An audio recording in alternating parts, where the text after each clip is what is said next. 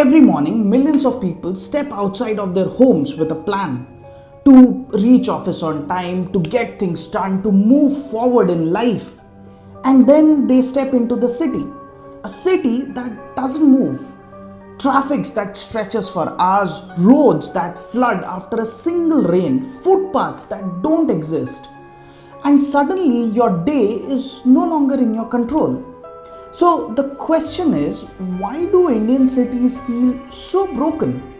Let's understand this broken Indian urban planning in this episode of This Side.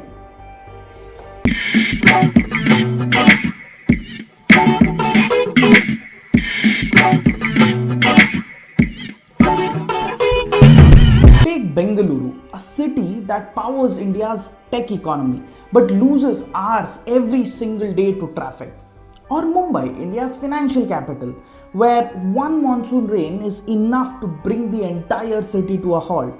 Or Delhi, the national capital, a city that not only struggles with congestion but with air. You can't even breathe properly. And here's the strange part. These are not small towns struggling to grow. These are India's biggest, richest, and most important cities. And yet, they all feel like they are constantly trying to catch up. Because India's cities are not planned, they are reacting. So, how did we get here? First, cities built for a different time. Most Indian cities were never designed for the scale that they operate at today. What you see today is not urban planning or planned expansion, it's just layers and layers of adjustment built on top of old foundation. Second, too many authorities, no one in charge. In theory, every city has planners. In reality, it has too many. Take Bangalore Development Authority or Municipal Corporation of Greater Mumbai. Then add traffic police, state departments, utility providers. Everyone owns a piece or controls a piece. No one controls the whole. So what you get is not planning, it's coordination failure. Third, politics over planning. Urban planning is supposed to think in decades. Politics thinks in 5-year cycles. So what gets built?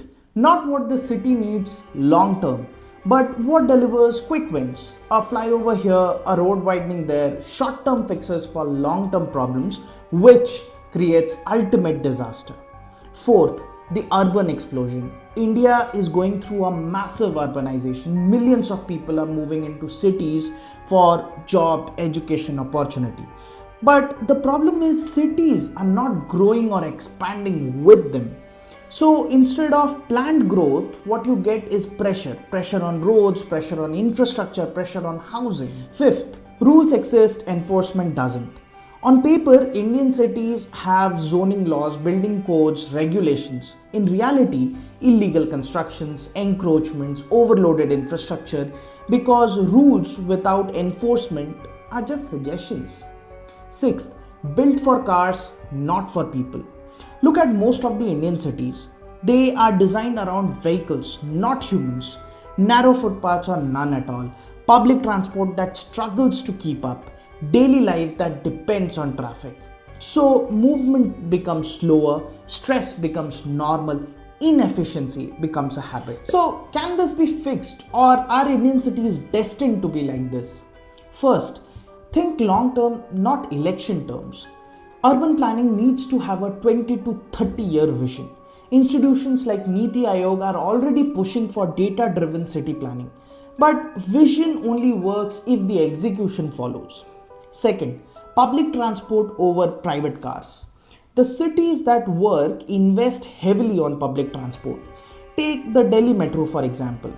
It didn't just move people, it changed how the city functions. Less dependency on cars, more predictable movement. Third, one city, one authority.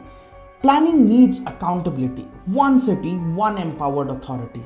Clear responsibilities, faster decisions, better execution. Fourth, decentralized growth. Not everything needs to happen in one city. Develop satellite cities, strengthen tier 2 hubs, because when opportunity spreads, pressure reduces. Fifth, enforce, digitize, monitor. Use technology, GIS mapping, real-time monitoring, transparent approvals. Because smart cities are not built with slogans, they're built with systems. Sixth, designed for people. Walkable streets, mixed use neighborhoods, spaces built for living, not just commuting. Because a city is not just infrastructure, it's an experience. India's cities are not broken because we lack talent. They are not broken because we don't have money. They feel broken because we never truly planned for what they would really become. But here's the thing, cities shape how we live, how we work, how we think. And if we don't fix our cities, we limit our future.